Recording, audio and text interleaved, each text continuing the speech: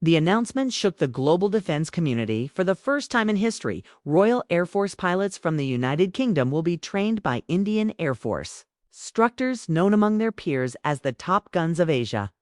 It's a partnership that would have seemed unthinkable just a decade ago. The former colonial power now learning advanced aerial combat and maneuvering techniques from the very nation it once ruled. But this isn't a symbolic gesture. It's a quiet revolution, one that marks India's arrival as a credible military and technological power on the world stage. This decision didn't come out of nowhere. Over the past decade, the Indian Air Force has transformed itself from a legacy Soviet-style fleet into one of the most capable and experienced combat air forces on the planet. Its pilots have logged more real-world dogfighting and high-stress mission hours than almost any Western ally outside of the United States. From the Kargil conflict in 1999 to Balakot in 2019, Indian pilots have repeatedly demonstrated precision, adaptability, and tactical brilliance under extreme pressure.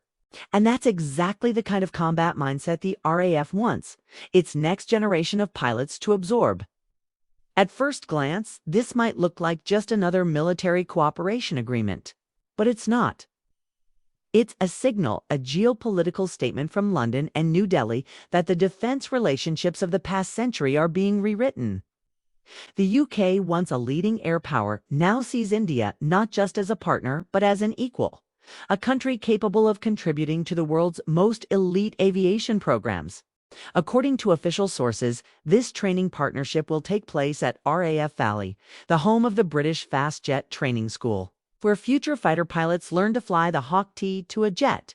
Ironically, India itself manufactures under license and has customized for its own training programs. In a symbolic twist, Indian pilots who VEA mastered the very same aircraft in far more demanding conditions will now help train the British. So what exactly made the UK choose India? The answer lies in experience and evolution. Indian pilots are among the most battle-hardened aviators in the democratic world. They operate across an incredibly diverse environment, from Himalayan high-altitude bases to desert airfields. From maritime strike missions in the Indian Ocean to precision bombing runs over mountainous terrain, few countries have that range of operational exposure. Britain realized that modern warfare is no longer about the number of aircraft you have. It's about the adaptability of those who fly them. The Indian Air Force's training doctrine, refined through decades of real-world operations, emphasizes situational awareness, mission improvisation, and electronic warfare, three areas that Western air forces are trying to update for the next era of hybrid warfare. As future conflicts become multi-domain, fought simultaneously in the air cyberspace, and electronic spectrum, India's emphasis on pilot adaptability offers lessons that even advanced militaries can learn from. Behind this partnership is also a deeper geopolitical current. The UK is repositioning itself in a post-Brexit world, looking for new defense, trade, and technology partners outside Europe. India, with its growing economic power, technological base, and strategic location, fits perfectly into that plan. For London, this is part of what British strategists now call the Indo-Pacific tilt, a policy shift recognizing that the future of global power will be decided not in Europe, but across Asia's skies and seas. But for India, this collaboration is more than prestige, it's validation. For decades, India's military training programs were largely modeled after Western systems. Now it's the West turning to India for expertise.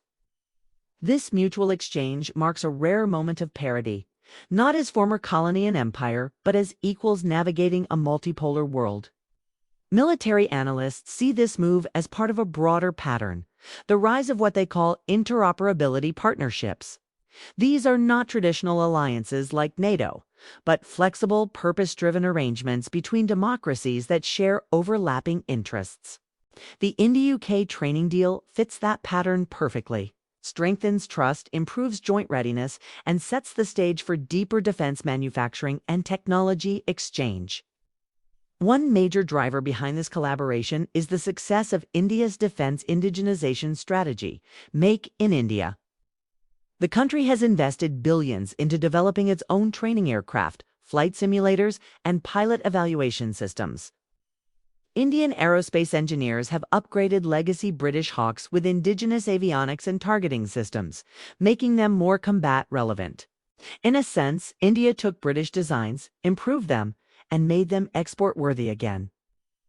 The RAF is well aware of this, and that's part of why the UK Ministry of Defence sees India as a valuable training and technology partner. Beyond the jets and drills, the symbolism runs deep. This partnership represents the maturity of India-UK relations, from transactional to transformational. Both nations are nuclear powers. Both are maritime democracies, and both face a world where global threats are increasingly transnational, from drone warfare to cyber sabotage.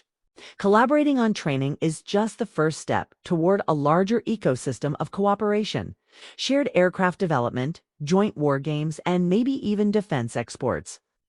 There's also a practical logic. The RAF has been struggling with pilot shortages and budget cuts.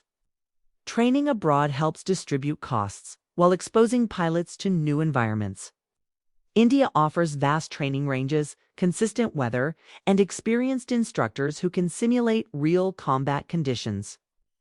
The UK gets cost efficiency, quality, and credibility all in one package.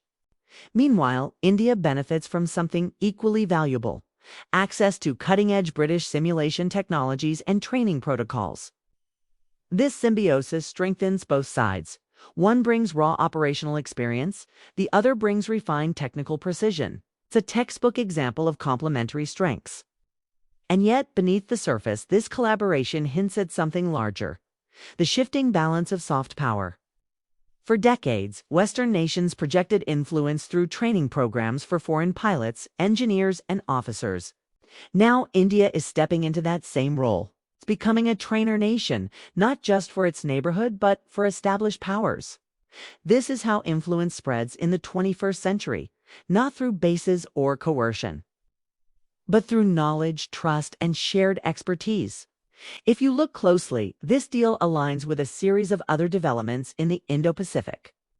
The US, Japan, and Australia have all expanded defense ties with India through the Quad framework. The European Union has launched its own Indo-Pacific strategy. The UK, through this new step, is signaling that it doesn't want to be left out. It wants a foothold in the region's fastest-growing partnership, the India story. At the same time, India is carefully balancing. It continues deep ties with Russia, remains a part of BRICS, and engages the global South. By welcoming Western collaboration while maintaining strategic autonomy, New Delhi is positioning itself as the world's most flexible power broker. For Britain, this makes India an ideal partner: assertive, yet pragmatic, independent, yet cooperative. The move also carries long-term implications for China. Beijing has often dismissed India's defense diplomacy as symbolic, but this deal sends a powerful counter-message. If the UK, one of the oldest and most respected air forces in the world, sees India as an equal training partner, it undermines China's narrative of Indian inferiority in military professionalism. It also deepens India's integration into Western defense networks, something Beijing views as a strategic threat. It also raises an important question: if the UK can do this, who's next? Could we see European nations sending officers to India for mountain warfare training, cyber defense programs, or space command simulations? The answer increasingly seems yes. India's experience operating across extreme terrains, under real conflict stress, gives it a level of authenticity that simulation labs can't match. In many ways, this is India's coming-of-age moment in the defense world. A country that once imported training modules now exports them. A country that once depended on foreign doctrines now writes its own. The symbolism of Indian Top Guns instructing RAF pilots is not just poetic justice, it's strategic reality. For the UK, the move signals humility and adaptability, qualities that define modern defense success. Rather than clinging to outdated hierarchies, London is embracing a new, practical realism that the best training, innovation, or expertise can come from anywhere. And for India, it's an opportunity to shape the mindset of allied pilots, influencing global air warfare philosophy in subtle but profound ways.